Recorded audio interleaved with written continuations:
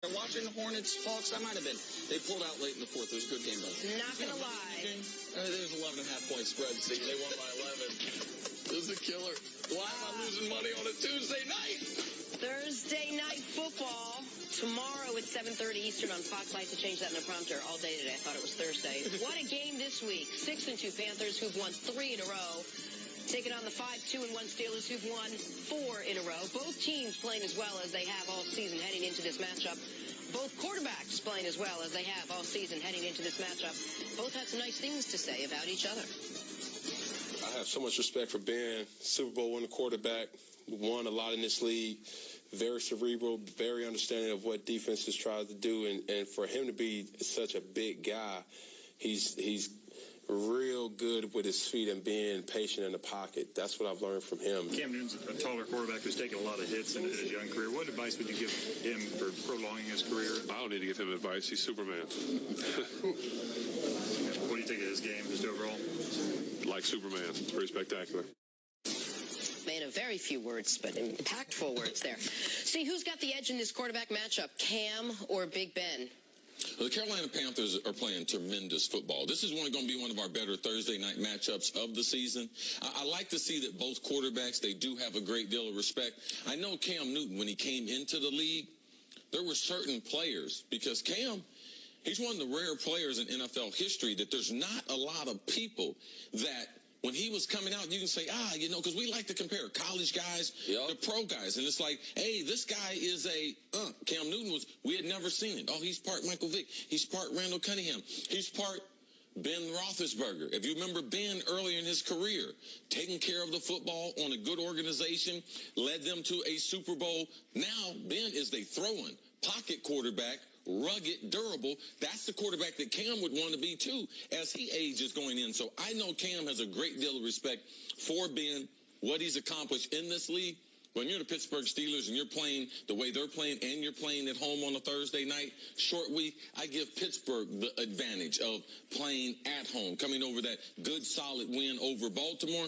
Now, Carolina, flying under the radar, is one of the hottest teams in the NFL right now. Great matchup. Looking forward to seeing that tomorrow night. And Carolina's feeling like, man, we control everything we want to control. Yeah, we're behind New Orleans, but we play them. We still haven't played them yet this year. We get them twice. And so here's what this matchup is going to be. It's two excellent quarterbacks, and Big Ben is the guy Cam would have been compared to, but people in basketball and football have such a hard time doing, like, the cross-race comparisons. Like, that's why people were like, is Cam Newton Mike Vick or Randall Cunningham? The guy he was most similar to in body type, in style, was Big Ben. Big Ben just not as fast as Cam. Yes. Not as much of a running threat, but the ability not to as well-dressed. He's He's not doing the Wolf workout. Not into the fitness program that Cam Newton is. But these are, if you look at it through half the season, two of the most well-balanced offenses in football. Two of the, I'm not saying they're the Chiefs or the Rams or the Saints as far as prolific, but as far as they can beat you with the run game or the pass game, I think these two teams might be the top two in the league. And, Nick, if we didn't have these kind of outlier seasons with the new rules, the new numbers, we always have a team offensively that's going to challenge people like the Rams or Kansas City. This year, we got two of them, so it's really, really special with young quarterbacks. But if we didn't have that, we would have more attention on Carolina and what they're doing offensively with their balance, and on Pittsburgh and what they're doing with their offensive balance. I do want to focus on Cam for a little bit here, because Ben, I think, has over the course of his career gotten a ton of credit and deserved it. He's been to 3 Super Bowls. He's won 2 of them. Nobody doubts that he is a Hall of Famer. Cam, I feel like with Cam, we use something similar to what I was talking about yesterday with Mike Tomlin, which is seems to be a lot more in the news when they're not doing well and a little more under the radar when they are doing well. You said last year when Cam was up and down and was struggling that I said during one of the shows, you're evaluating him like he's a Hall of Famer. And you fired right back at me. You're like, you don't think Cam Newton thinks he's going to be a Hall of Famer? You don't think he has Hall of Fame talent? He should be. Like, that's why I'm evaluating him at that level. For Cam, in year 8, after winning an MVP, after being the quarterback of a 15-1 team, after going to a Super Bowl, to put in whatever work he put in this offseason, to shore up some parts of his game that I didn't know he was going to shore up. I thought we might just, listen, the Cam that we'd had the first 7 years, the guy we were going to get, which is a really good quarterback most of the time and just a god-awful quarterback about 25% of your games. This year, that 25% has gone down to almost 0%. He's been either okay or great in every game, and that's what we've said, Jenna, is all he's needed. He didn't have to make his peaks higher. Right. He just had to get rid of those incredibly low valleys, which is what he's done so far this year. I really love this quarterback matchup when you compare the two, but talk to me, C, about the intangibles, the other things that maybe off the field, the team locker room guy, the team leader kind of guy. When you compare these two and their trajectory in their careers, who has the edge there? I think that, man, that's a very good question, because when you look at guys, and especially with Ben, who has a more extensive history, he's been the face of that franchise for a longer time. I just know guys on both teams.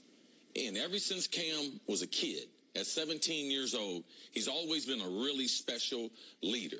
And I can use an example. If we were going to a cocktail party tonight, and both of these guys entered the room in different entrances, I just believe there's a different vibe around Cam Newton and the energy around him compared around Ben. I believe both of them are very, very effective leaders. But I believe Cam is a really special leader. I believe he's one of the best leaders that we have.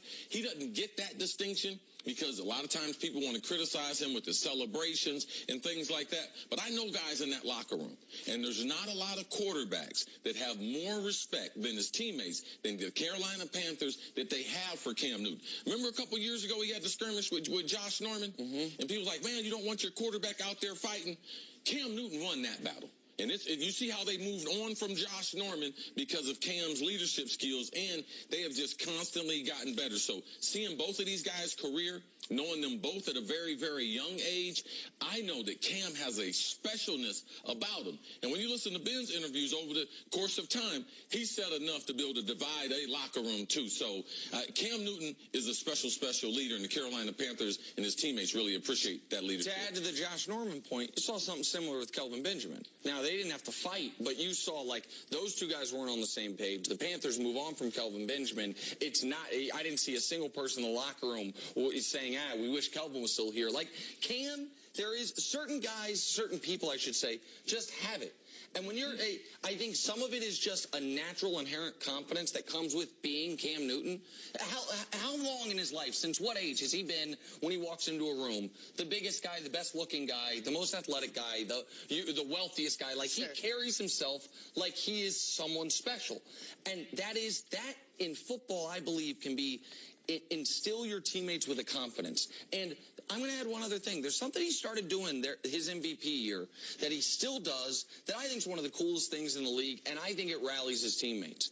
That football giveaway after touchdowns, man, home or away, where no matter who scores a touchdown on the Panthers, nobody keeps it. They hand it to Cam, and Cam finds a kid wearing a Panthers jersey and gives it to him. Yeah. Like, that is... It's one of the special things that we'll see in sports that people don't talk about. We'll talk about guys getting arrested, but Cam has made it a point. Even guys scoring their first career touchdown. Now, that's a struggle. If I scored my first career touchdown, listen, Cam, you and those kids, I'm like Trick Daddy. I love the kids, but it's going to cost me $20,000 to be there. Right. All right? Like, and for his overall leadership to say, man, we're going to have an impact on people when they come to our stadium, it's just a little special thing. That's a good pickup right there. And so I like watching that. I can't wait for Thursday's game. This, to me, is the best Thursday night game of the year. All right, look forward to it. Coming up, let's talk some Cowboys again. Do they need to completely overhaul their organization? You know who thinks so? Troy Aikman. That's next on First Things First.